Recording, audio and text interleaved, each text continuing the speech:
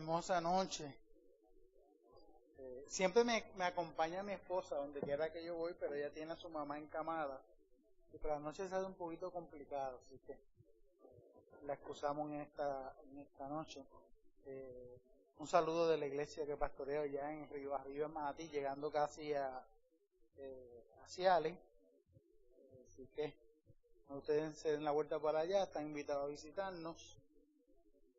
Y doy gracias a Dios que nos permite estar en esta noche aquí con nosotros.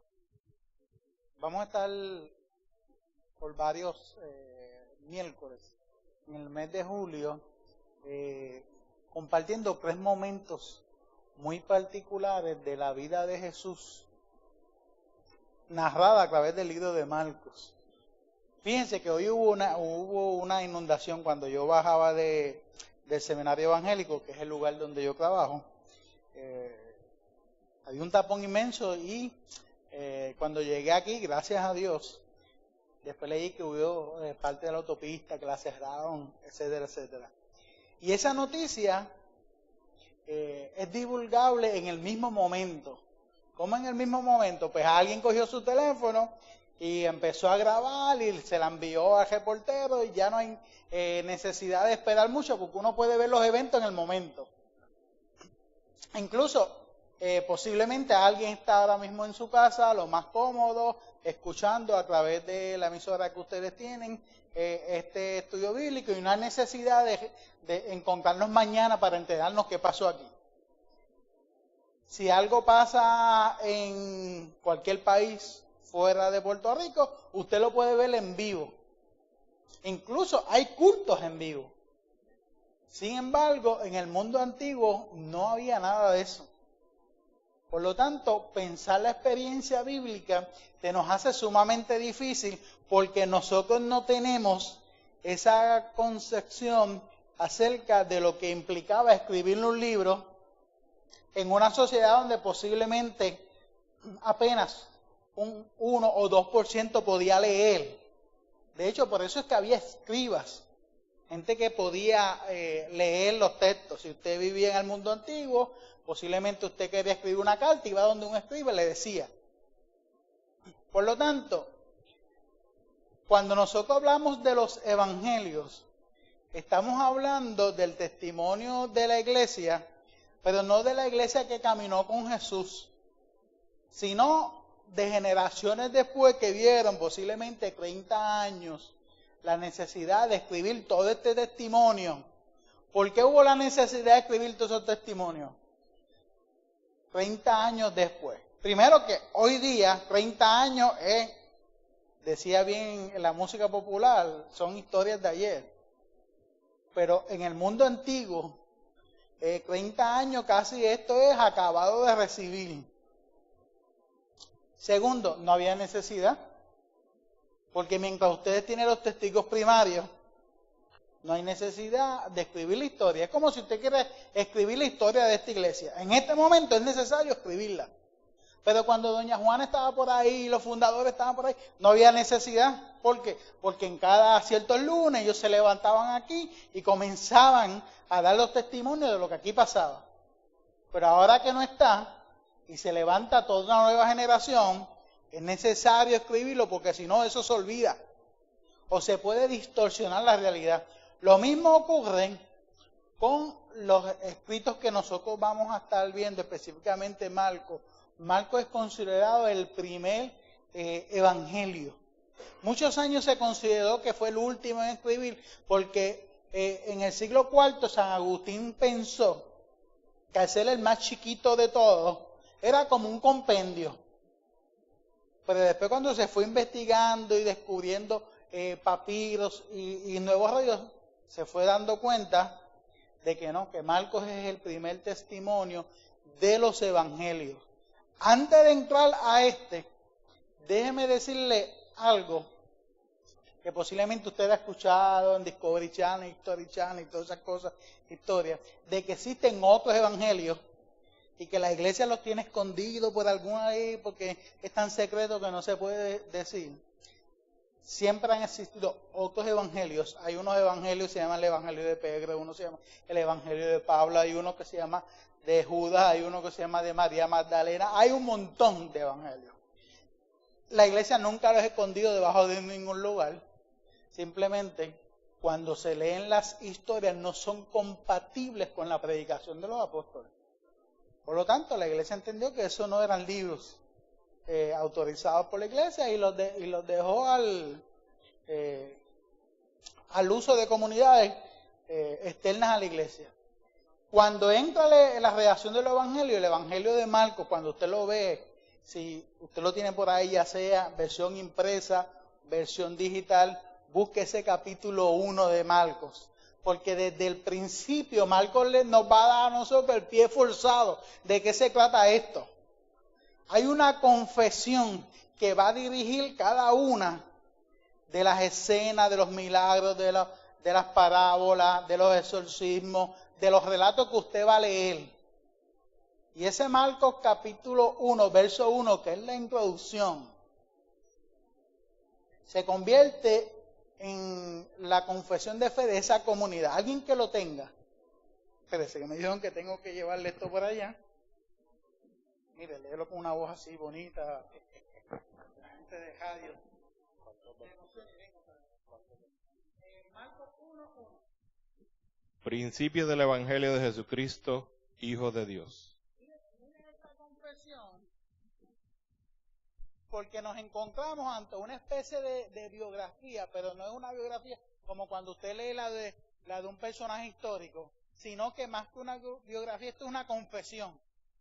Se está confesando que usted va a leer la declaración de fe, que se llama Evangelio. El Evangelio es buenas nuevas, es la alegría, pero acerca de Jesús el Cristo. Esa afirmación del Cristo va a resumir toda esa promesa que se le ha dado a Israel del cumplimiento del acercamiento de Dios y de la actuación de Dios en medio de las realidades de cada uno de nosotros. Y no solamente eso, sino que este es Hijo de Dios. Por lo tanto, vamos a ver todo lo que ese Hijo de Dios va a hablar, va a hacer y va a estar manifestando. Es muy importante entender esto. Nosotros confesamos que Jesucristo es el Señor. Y ya mismo vamos a la cena, que es donde se celebra esa confesión. Ahora bien, Jesús nunca se predicó a sí mismo. Jesús lo que predicó fue algo que le llevó muchos problemas, tanto que terminó en su muerte. Jesús predicaba un concepto que se llama el reino de los cielos. Y como hoy vamos a ver el primer relato relacionado a lo que implica el reino de los cielos, ¿por qué esa expresión es tan subversiva? Porque en el mundo de Jesús ya hay dos cosas. Ya hay un Hijo de Dios y ya hay un reino. Por lo tanto, a la iglesia declarar a Jesús Hijo de Dios, está afirmando que el César no es el Hijo de Dios. Yo sé que usted ha escuchado la expresión de que en el imperio al César se le llama el Señor y que la iglesia tenía que decidir cuál de los señores iba a obedecer. Pero uno de los títulos a los cuales se le daba a los emperadores eran que eran hijos de Dios. Claro, no del Dios que nosotros celebramos, Padre Jesucristo. Posiblemente del Dios Zeus, del Dios Júpiter, del que fuera. Eran conocidos como hijos de Dios. Y eran los que dirigían un reino, el reino de Roma. Por lo tanto, en ese reino no va a haber capacidad para otro hijo de Dios y tampoco para otro reino. Y menos lo que Jesús está exponiendo, cuáles van a ser los principios de ese reino. Mire cuáles son los principios de ese reino. Los últimos, aún en el reino de nosotros, en el reino político nuestro, los últimos son los últimos. Fíjate que llevamos 2000 años y si usted es un pobre, usted es último, punto. Jesús está diciendo que cuando venga la manifestación total de tu reino, eso no va a ser así. Los que tienen poco serán en mucho. Y los que son, que le quitará. Por lo tanto, esto es un reino totalmente subversivo. A veces la gente le tiene miedo a esa palabra de que es un reino subversivo. Y yo doy gloria a Dios por eso, porque por eso usted y yo hemos sido incluidos. Porque ninguno de nosotros hubiese podido cumplir. Primero, ninguno de nosotros somos judíos. Y segundo, yo no por elección, pero a todos ustedes les gusta el lechón, una cosa increíble. El lechón. ¿O hay alguien aquí que no come lechón? Yo no como lechón por nada religioso, sino porque he decidido no comer lechón. ¿A quién le gustaría una fiesta aquí de Navidad con manzana y no con lechón? Pues dele gracias a Dios que Jesús dijo en Marcos 7 que todo eso va al final a la letrina. Cómanse todo lo que quiera, dijo Jesús, que al fin y al cabo eso va a la letrina. Y gloria a Dios por eso, comemos lechón después que esté bien hecho. Y en este capítulo 2 vamos a ver un encuentro muy particular. Vamos a ver cómo las estructuras religiosas responden. Y vamos a ver cómo Jesús utiliza un refrán para resumir todo. Mire, Jesús es un maestro extraordinario. Tiene un repertorio que lo podía entender el que tenía mucho estudio, como Nicodemo, como gente de la ley, como lo podía entender gente sencilla, incluso los niños. Y Jesús le gusta utilizar una serie de formas de hacerlo. Las más conocidas son las parábolas. ¿Ustedes saben lo que son las parábolas, ¿verdad? Cuentos. Una vez a mí me preguntaron a qué yo me dedicaba. Yo digo, de lunes a viernes yo doy clase en el seminario y los domingos yo soy cuentista. ¿Por qué cuentista? Yo le cuento a la gente. Y yo tengo compañeros que eso le cae mal, pero Jesús lo que le hacía era cuento. No es que le metía un cuento a la gente.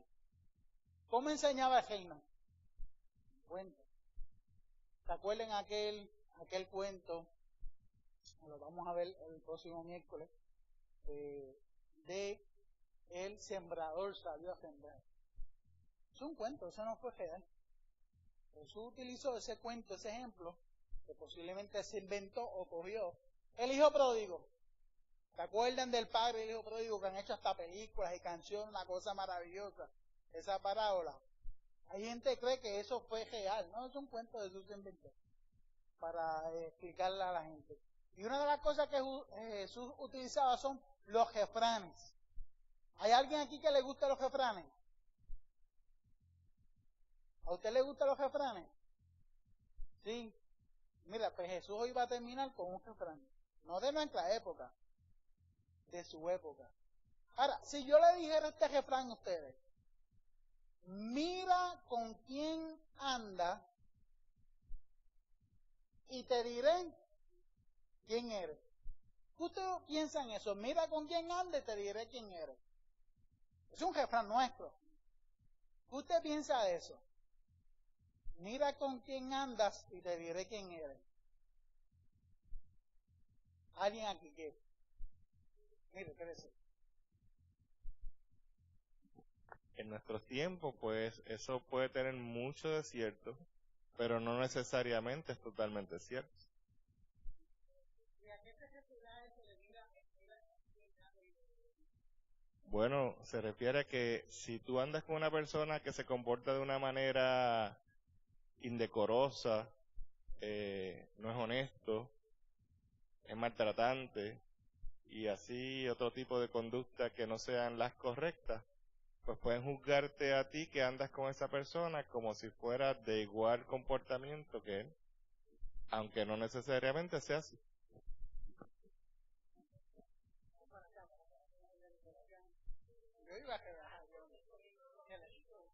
Que por lo general los dichos han persistido por tantos años porque en su mayoría son sabiduría popular y entonces muchos son ciertos en la gran parte del tiempo. Y si yo me junto con alguien que realmente no tiene un comportamiento agradable, es porque a mí me gusta también.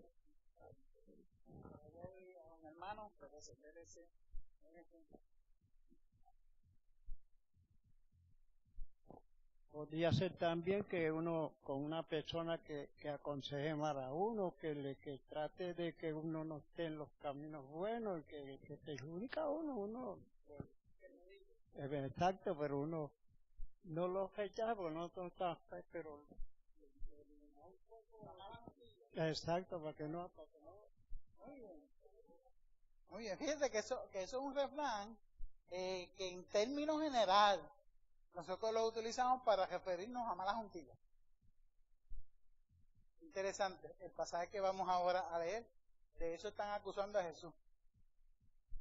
Los religiosos le están diciendo a Jesús, mira con quién anda, ella dice quién tú eres, igualito que ellos. Pues ahí es que vamos. Búsquese Marcos capítulo 2, verso 13.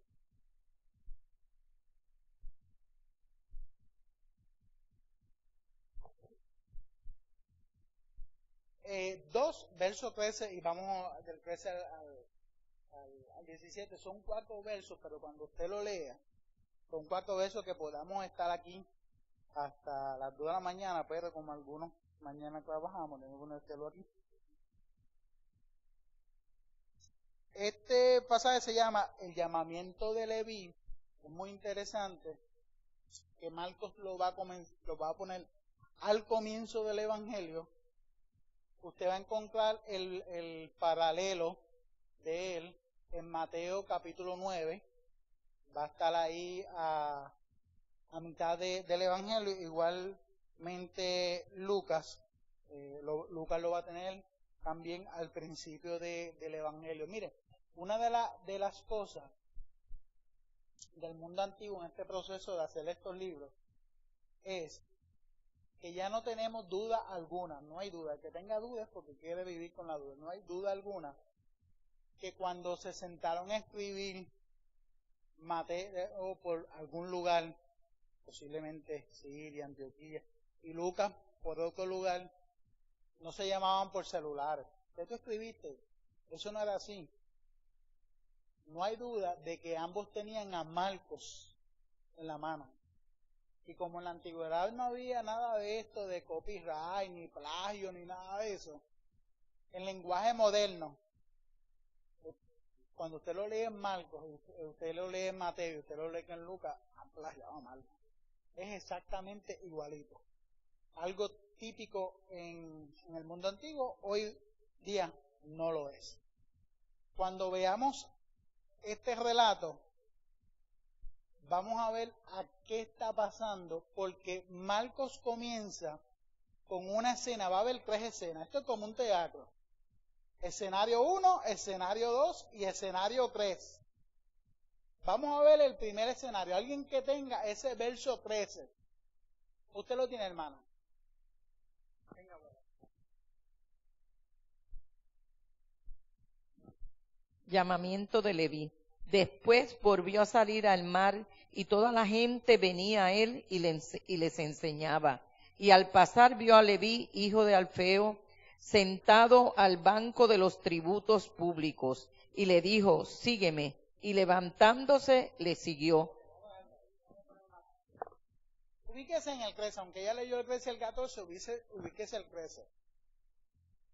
Nos dice, al salir del mar, pero Marcos es muy bondadoso con toda la región y le llama mal a lo que es un lago. Mi hermana vive en Pensilvania, allá en el centro de Pensilvania, un pueblito que se llama Mechanicsburg.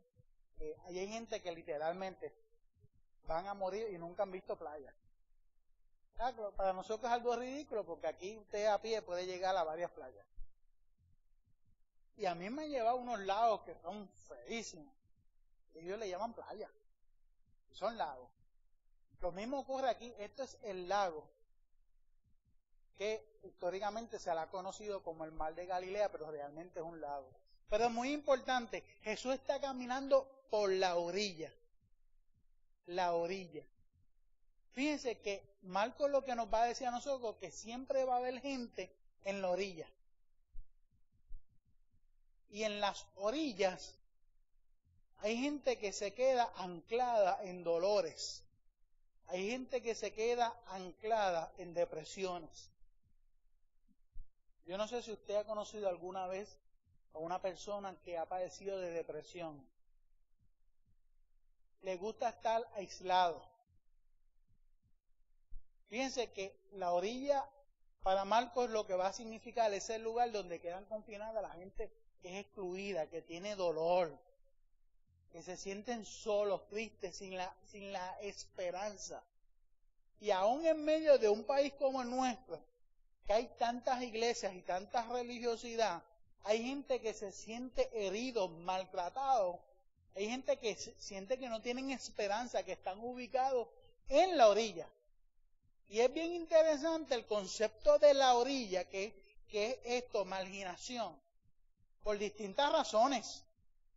Cómo ahora este reino se va a ubicar, no en el centro del corazón religioso que es el templo. Jesús para lo que va a entrar el templo al final es a volcar las mesas. Pero en las orillas, en los caminos, fíjense que los relatos en Marcos siempre van a estar dando énfasis en los caminos, a la orilla de los caminos. A la orilla del camino va a haber un ciego llamado Bartimeo, que está allí sin esperanza. En una de las esquinas de las orillas, en el capítulo anterior va a haber, en el relato anterior va a haber un leproso que le va a preguntar, si quieres me puede limpiar. En las orillas de esta comunidad hay gente que llora sola, que no tiene la esperanza que ni los partidos políticos, ni de los líderes, y a veces decimos con dolor, ni la iglesia, va a las orillas, el reino va a la orilla. Entonces Marco lo que está diciendo es, Jesús es capaz de hacer lo que otra gente no hace. Va a las orillas donde está la desesperanza a traer la noticia del reino. Mire cuando usted vino a los caminos del Señor, a ver si usted no estaba en la orilla y alguien lo trajo a la presencia del Señor. Por eso es que los seguidores de Jesús van a ser pescadores. No porque sus primeros 4 hayan sido pescadores, porque los otros 8 no lo son. ¿Sabe Dios si ahí de esos 8 no saben ni escamar un pez? Sino porque van a echar las redes en lugares donde la gente está desabrigada del amor para traerlo ante la presencia de Dios. Por lo tanto, cuando los seguidores de Jesús empezaron, que todavía ni se le llamaba cristianismo en Antioquía, ni tenían nombre, le decían los del camino. Así es que se le decían a los primeros cristianos, los del camino. ¿Por qué? Porque los cristianos iban por el camino. Antes no habían autopistas, ni peajes, ni nada de eso. Iban por los caminos diciéndole a la gente que iba a pie, que eran los pobres, hay esperanza. En medio de la oscuridad, como dice Isaías, se hizo la gran luz. Y esa luz tiene nombre, se llama Jesús de Nazaret. Y en medio de los caminos, Juan y Pedro van al templo a orar y hay uno en la orilla, que no tienen oro ni plata, pero le dan el poder del Espíritu de Dios. En la orilla hay un centurión, jefe de muchos, llamado Cornelio, que está en la orilla, pero Pedro, a través de una revelación, va y le predica la gracia y reciben el Espíritu Santo. En medio de una orilla estaban usted y yo sin fe y sin esperanza. Y llegó allí el Evangelio del Señor. Por lo tanto, usted nunca se olvide que nuestro ministerio es llegar a las orillas y allí predicar las buenas nuevas del Señor. El aire acondicionado está bueno, el templo está bonito, las canciones me encantan, pero nunca se olviden de las orillas. Jesús era gente de la orilla. Y en la orilla predicó que el reino de los cielos se ha acercado. Mire, en ese capítulo 1, vamos a estar brincando 1 y 2. Déjenme buscar aquí Aquí no hay problema con usar Biblia electrónica. Hay iglesias que dicen que esto es casi del diablo.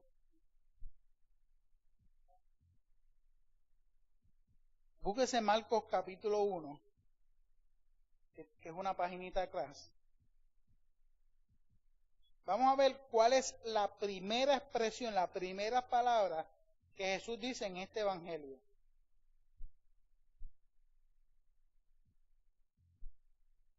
Voy a buscarlo por aquí.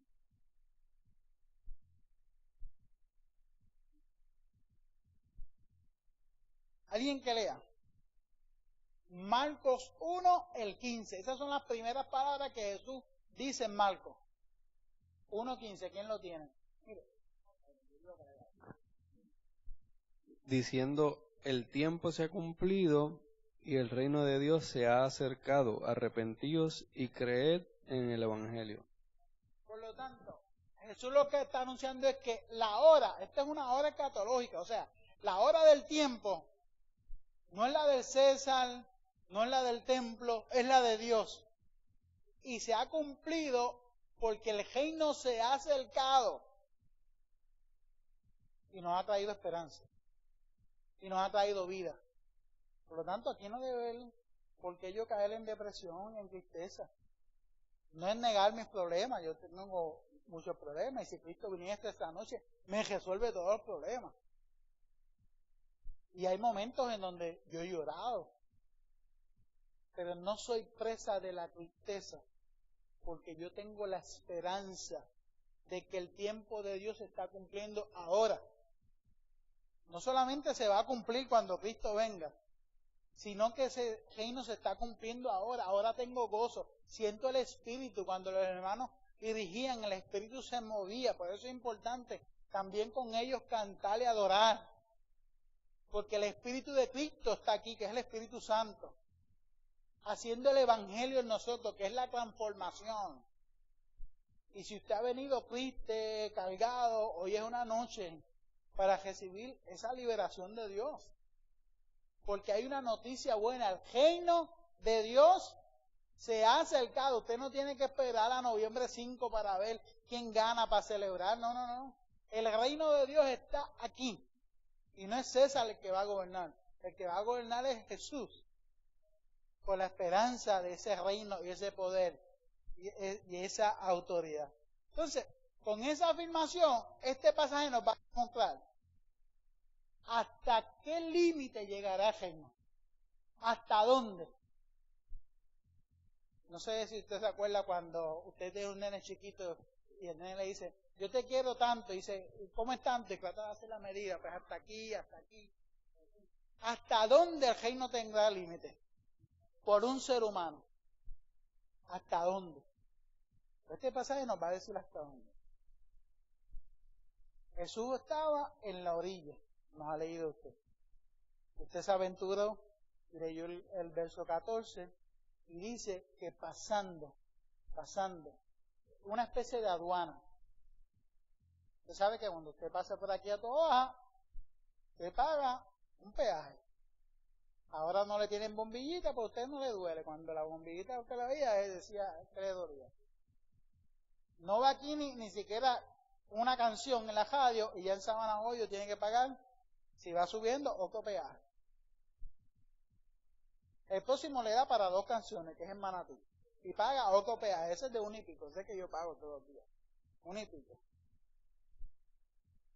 Por lo tanto, en el mundo antiguo habían aduanas, lugares que cuando usted entraba y sacaba productos, usted tiene que pagar.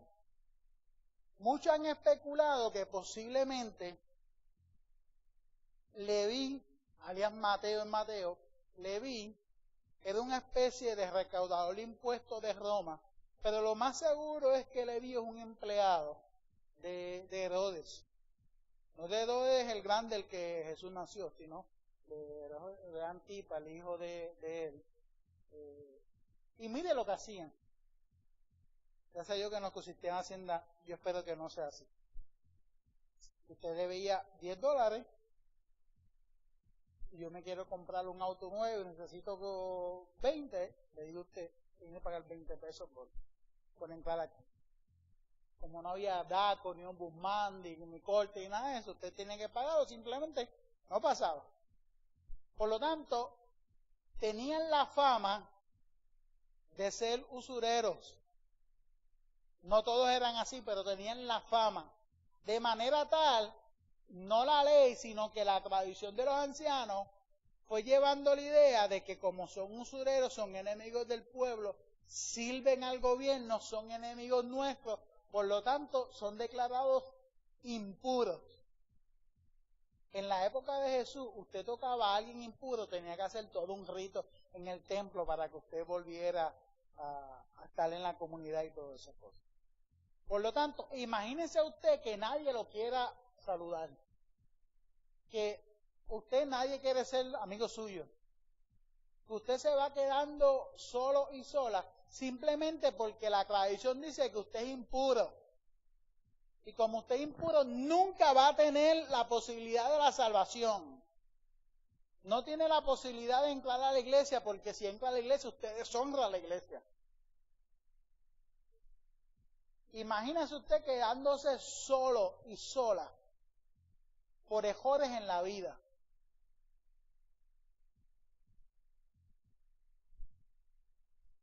O por un empleo. No sabemos si Leví era como ellos, pero esa era la reputación. Si usted se va quedando solo y sola, marginado, ¿con quién usted se va a reunir? Porque el ser humano necesita de compartir, de socializar. ¿Con quién usted va a llenar esa necesidad emocional? Los que están igual que yo.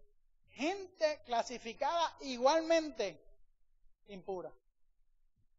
Mire, usted puede tener mucho dinero, ese no es el caso mío. Usted puede tener mucho dinero. No vino Colito, que es el que yo bromeo, tiene mucho dinero. Mi idea ha sido decirlo allá. Usted puede tener mucho dinero y tener un dolor profundo en el corazón. Usted puede tener muchos títulos académicos y sentir un vacío profundo. Usted puede haber alcanzado todo el éxito que este mundo puede ofrecer y sentir que no vale la pena vivir. Cuando murió Michael Jackson, nosotros vimos, ¿saben quién es Michael Jackson, no? Un artista. Los que no sepan, porque estoy muy joven, después yo les explico. Yo estaba en Pensilvania y vi el funeral y todas esas cosas. Y creo que le dejó de herencia algunos 500 millones a cada uno de sus hijos. Yo pregunté qué yo me haría con 500 millones, wow. Sin embargo, necesitaban medicamentos para dormir, porque era su carga tan grande que no podía dormir. Hace un tiempo atrás, Robin Williams, que nos ha hecho reír a todos nosotros, se quitó la vida porque no le hacía sentido vivir. ¿Y cuánta gente han alcanzado éxito, dinero y reconocimiento y sienten que no vale la pena vivir? Por lo tanto, el que el Leví tenga dinero, y en el Evangelio de Juan, no sale el llamamiento a Leví, pero se va a repetir la historia con uno que se levanta y se secreta en un sicómoro, que se llama Zaqueo, que tiene una posición más el jefe. Si fuese así, hubiese sido el jefe de Leví. Por lo tanto, no piensen que como han tenido unas cosas, pueden sobrellevar la carga de sentirse solos, de abandonados. Eso está en el corazón. Entonces, mire el Marcos 2:14 que usted bien leyó. Dice, y sentándose, pasando Jesús cerca de la mesa, que es el segundo escenario, la mesa. Hay gente sentados en la mesa, pero no comen.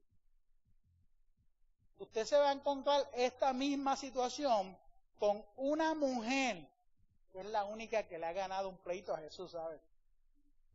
Jesús se fue con un récord de 99%, porque hubo una mujer que lo hizo perder.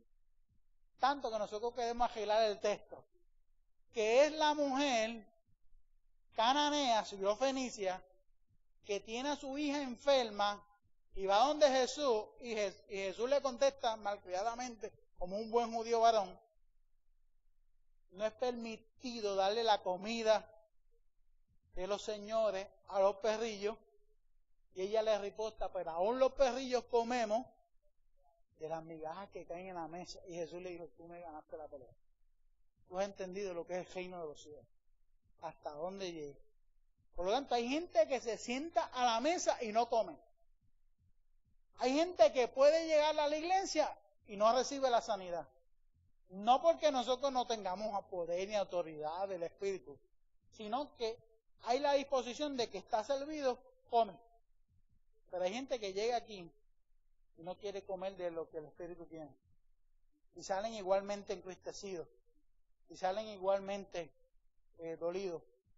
Porque no abren y no entienden que en la mesa del Señor está servida. Y aquí hay pan para todos y para todas. En esa experiencia, mire lo que hace Jesús. Jesús pasa por allí. Pero yo me imagino que si usted se sienta en el mall de Vega Alta, en el mismo medio, usted va escuchando las historias de la gente que va pasando.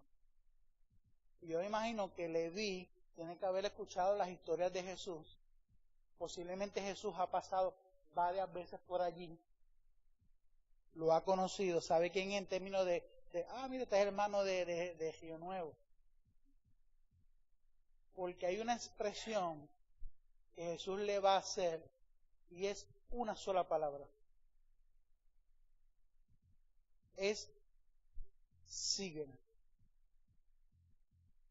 Es considerado impuro, no tiene derecho a la salvación, la religión ya lo ha excluido, es un no persona, es alguien impuro. El que se haga amigo de él, mira con quién andas y te diré quién eres. Y Jesús lo mira y no lo mira con el desprecio, sino que le extiende una invitación. Y es una sola. Siguen. Siguen. ¿Se imagina el escándalo que hay ahí? Siguen. Espérese, hermano, déjame llegar allá.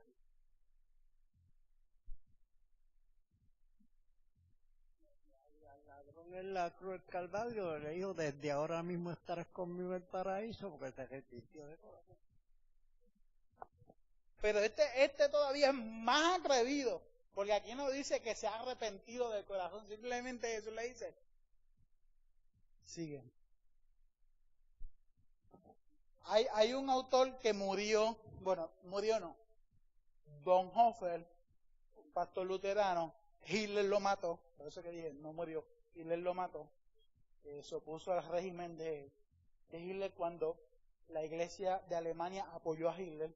Bonhoeffer decidió pastorear a la gente y pagó con la vida. Bonhoeffer decía desde la cárcel que el llamado de Jesús a que lo sigan no es una cuestión racional, sino de obediencia. Yo sigo a Jesús por la obediencia. Luego lo pienso, lo medito, porque soy una persona racional. Pero el yo pararme y seguirle no es una decisión, déjame ver si me conviene, no me conviene, sino un sentido de la obediencia. Porque Bonhoeffer, analizando este pasaje, decía, Jesús, por ser el Cristo, tiene la autoridad de llamarnos a cada uno de nosotros a seguirle. Él tiene esa autoridad. Ahora, ¿qué implica seguir a Jesús?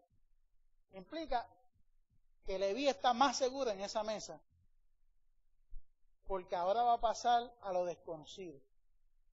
Ahora va a pasar a ser regido, no por un trabajo, sino por el Espíritu de Dios. Ahora va a depender no de lo que genere, sino de la gracia de Dios. Y es entrar, esa obediencia de seguir a Jesús, es entrar en la cobertura del señorío de Cristo en mi vida. ¿Quién gobierna en mi vida? Si yo accedo a seguir a Jesús, es decir, que Cristo gobierna en mi vida. Por eso es que Pablo afirmaba, yo me he contentado cuando tengo mucho Me he contentado cuando tengo poco. Y todo lo tengo por pérdida, por haber ganado a Cristo. Porque es el que dirige mi vida en medio de la crisis, en medio del dolor, en medio de mis alegrías, de mis virtudes, sea que me conteste las peticiones, sea que no conteste las peticiones. Había un corito de esa época de los de antes. Yo no sé quiénes son aquí los de antes, pero los de antes. ¿Ustedes de los de antes? ¿No?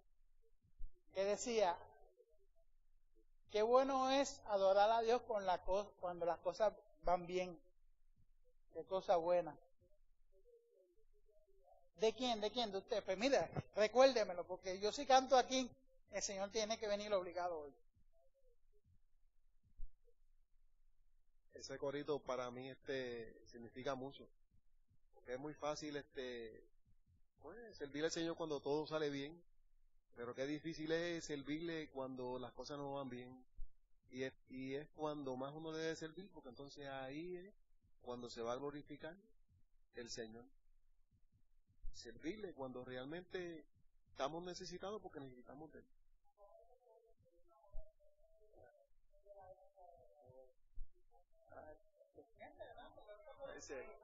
Alabar a Dios cuando las cosas te salen bien, qué bueno es.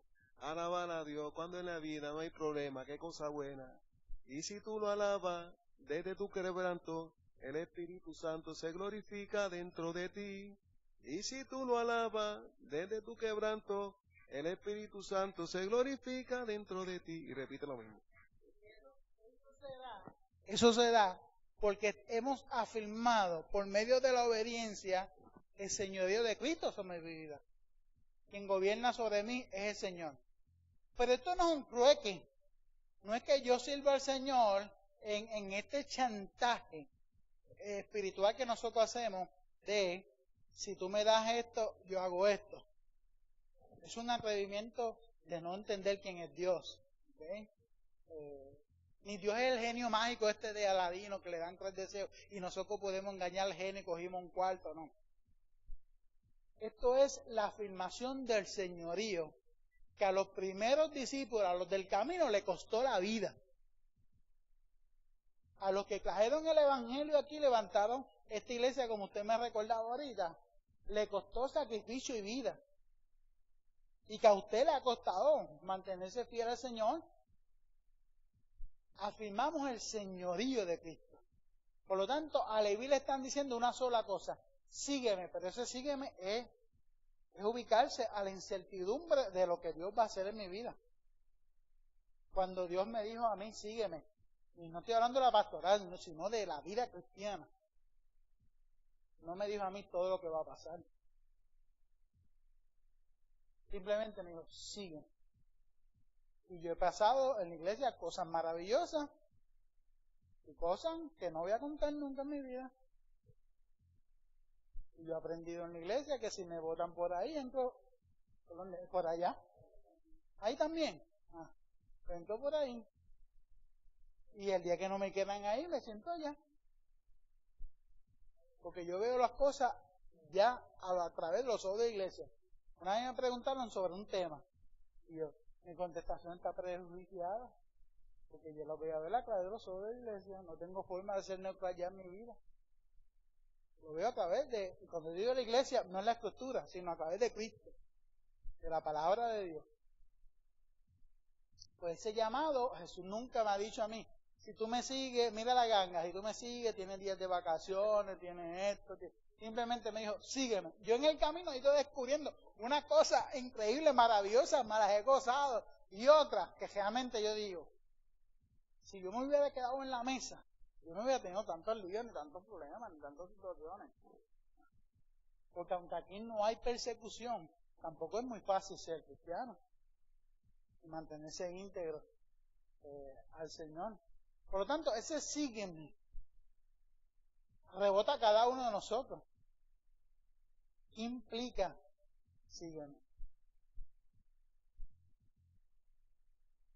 Cuando dieron la novela esta que se acabó hace poquito, Farmagur, yo me imagino que nadie se quedó en su casa viendo Farmagur y no venía a la iglesia. Hay gente que Dice, no, este es el final de Farmagul. Yo recuerdo que cuando estaba Betty la Fea, yo estaba pastoreando aquí como recurso pastoral en Espinosa, y me bajó el culto de oración. Allá, yo no sé ahora, ya yo no.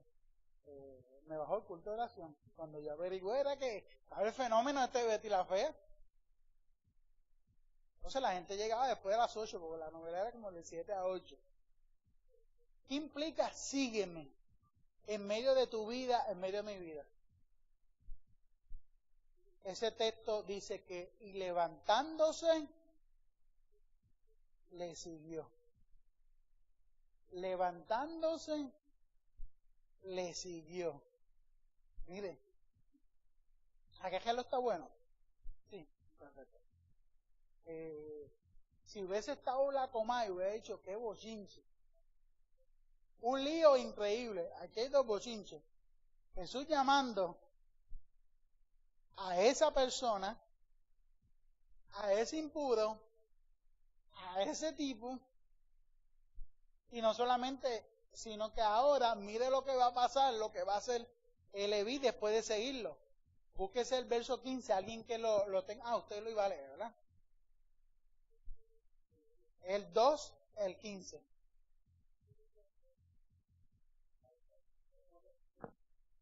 Aconteció que estando Jesús a la mesa en casa de él, muchos publicanos y pecadores estaban también a la mesa, juntamente con Jesús y sus discípulos, porque había muchos que le habían seguido. Como Jesús ha tratado con ese sígueme, con esa mirada, con esa ternura, con esa firmeza, le ha hablado al que nadie puede hablar, le dio amor al que no lo había recibido, hay una alegría en el corazón. ¿Y qué es lo más sagrado que usted tiene? Su casa. Eso es lo más privado que usted tiene en su casa. Pues Leví invitó a Jesús y a la ganga, porque había mucha gente detrás de Jesús, a la casa. A la casa de un pecador.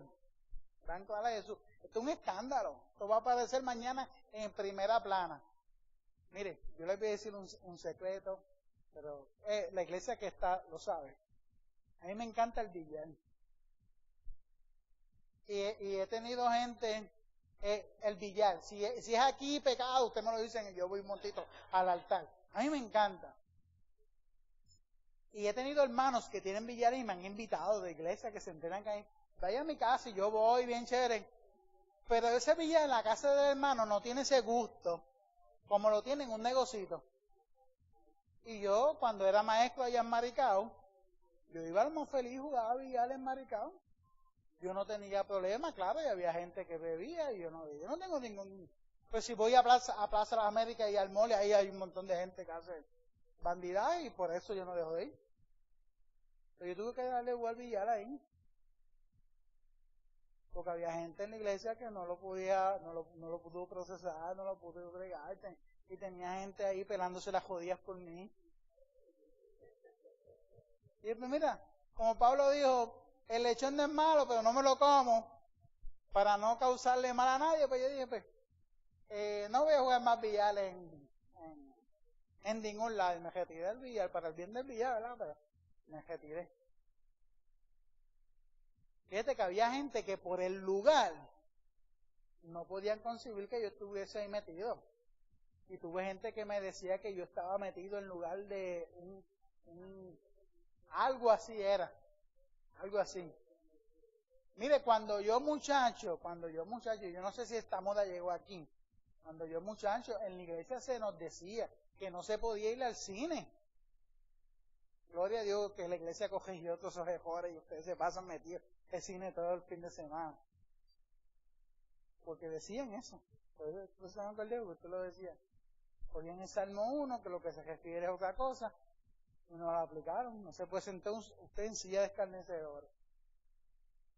Por eso es que yo ahora no salgo de cine. Sí, tengo todavía muchos genches pendientes. Fíjense que yo entiendo que el refrán lo que me dice es cuidado con quién tú te juntas, la mira con quién andas y quién eres. Pero Jesús está andando con gente que tiene mala reputación. Pero allí en medio de ellos está haciendo el reino. Y cuando yo miro ese pasaje, yo antes de llegar al Evangelio, y usted también, pero usted no lo va a aceptar, teníamos mala reputación. Éramos pecadores. Por cuanto todos han pecado, han sido ¿qué? Destituidos, pues teníamos mala reputación. Unos tan abierta como Leví y sus amigos, y otras muy disfrazadas. Pero teníamos alejamiento de Dios. ¿Y qué ha hecho el reino? Nos trajo. Pero hay un escándalo. Jesús asume el escándalo por usted y por mí. Y Jesús asume el escándalo por los pobres. Y Jesús asume el escándalo por los que son marginados. Y Jesús asume el escándalo. Y asumió aquí un escándalo. Entonces están junto a la mesa. Cada vez que usted venga en los evangelios, el concepto de la mesa es un concepto eucarístico. Ahí se celebra la alegría de la salvación. Entonces, mira el lío que va a pasar en el próximo verso, porque Leví, como esto le ha reivindicado la vida, lo ha llenado de gozo, pues quiere que el gozo de él también pase a sus amigos. ¿Se acuerdan otro corito que decía gozo, gozo? ¿Usted se acuerda de ese? ¿O lo leyó en el libro de historia? Gozo, gozo, gozo yo quería, pero lo buscaba donde no lo había. Entonces, ¿qué pasó? Vino Cristo, el dador de la vida, y encontró el gozo que yo quería. Muy bien. Pues invitó a todo el mundo. Busque el verso 16, a ver cuál es el escándalo aquí.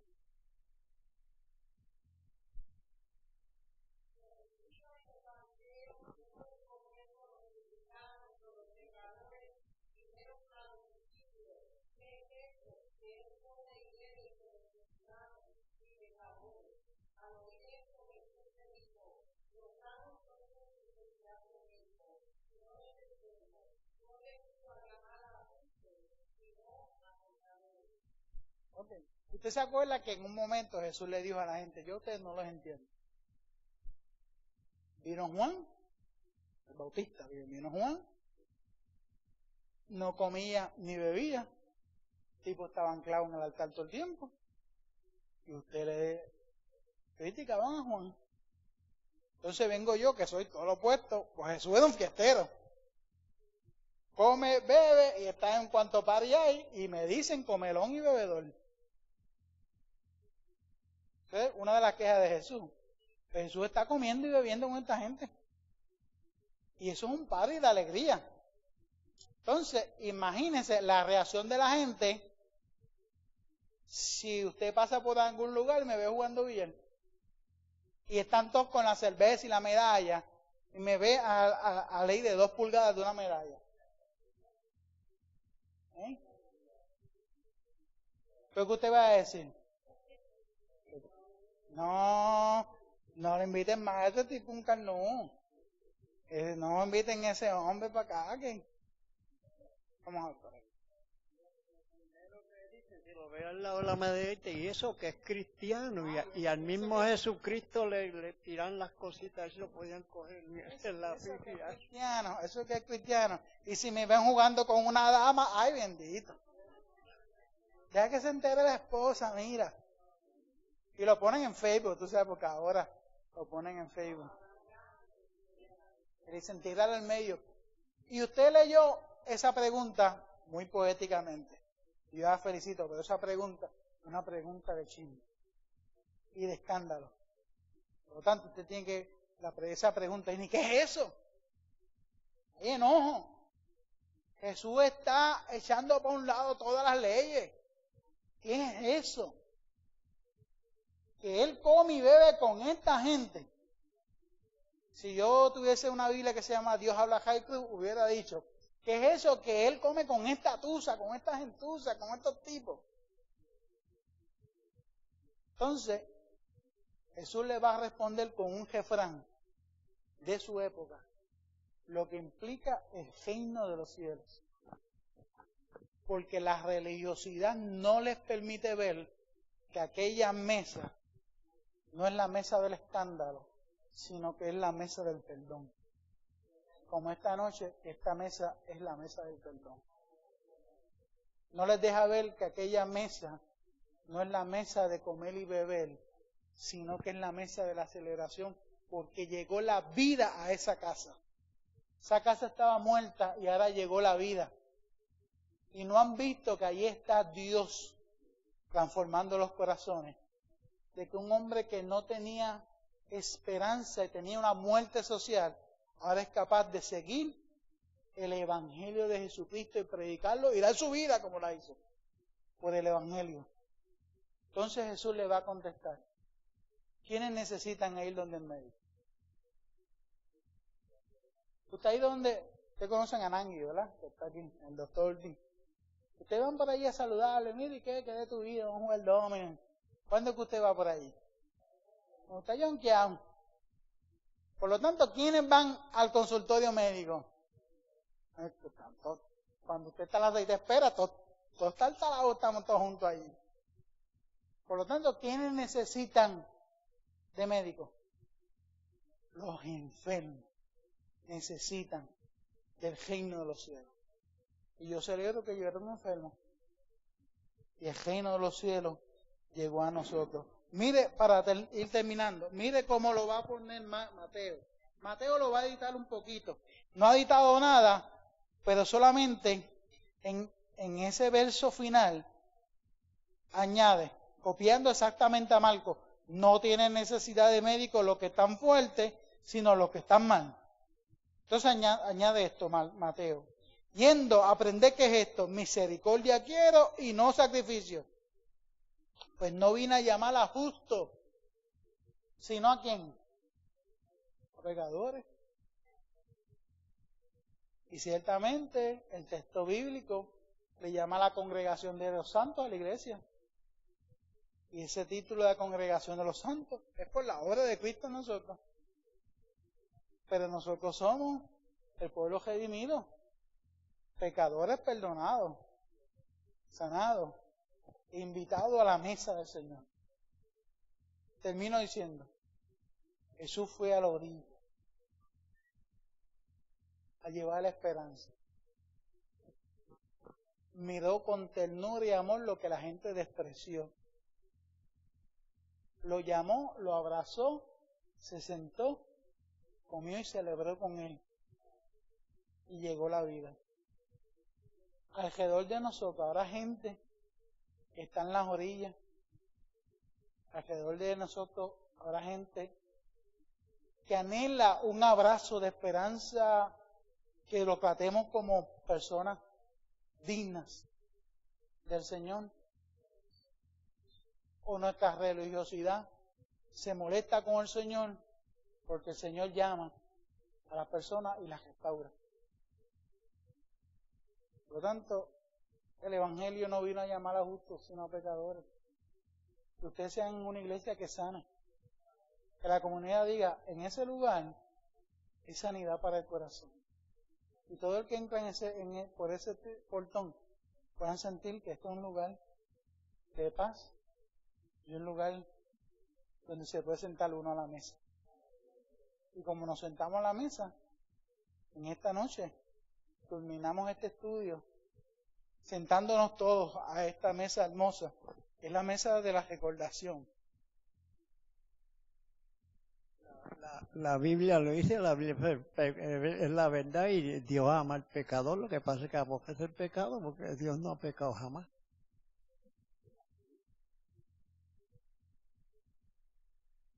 Leía una persona, me estoy muy limitando al Facebook porque me enferma el hígado más de lo que yo lo tengo. Una nueva argumentación de que esto de que Dios ama al pecador no es bíblico. Eso lo dijo Gandhi en una frase, y es cierto, eso lo dijo Gandhi en una frase. Lo que pasa es que Gandhi estuvo replanteando lo que dice Romano. Mas Dios muestra su amor para con nosotros, que aún siendo todos pecadores, ¿qué pasó? Cristo murió por nosotros. Y piense esto: Si usted tuviese un hijo o una hija que en este momento no le sirva a Dios, ¿usted quiere que Dios lo mire con amor o que lo mire con ira? Yo no tengo hijos, yo hubiera querido 5, yo quería 5 hijos. Pero tengo sobrinos, no les sirven a enseñar. Yo quiero que Dios los mire con misericordia. Esa misericordia nos invita a la mesa del Señor. Vamos a hacer una oración. Yo no sé cómo hacen la mesa, si hay ancianos que nos acompañan, los que me vayan a acompañar, vamos a orar. Y sé que esto se está transmitiendo a través de la radio, y si allá en la casa hay gente que por algún motivo se siente triste, se siente desamparado.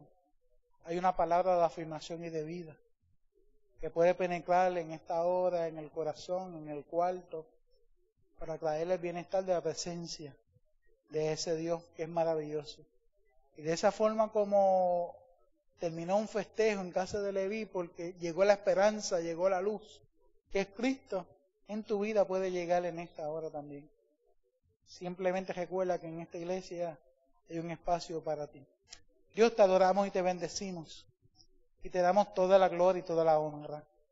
Gracias porque tú nos has dicho, sígueme. Y eso ha retumbado en nuestros corazones. Ha llenado nuestras vidas de manera especial. Que simplemente nos levantamos y te seguimos. Ayúdanos a serte fiel.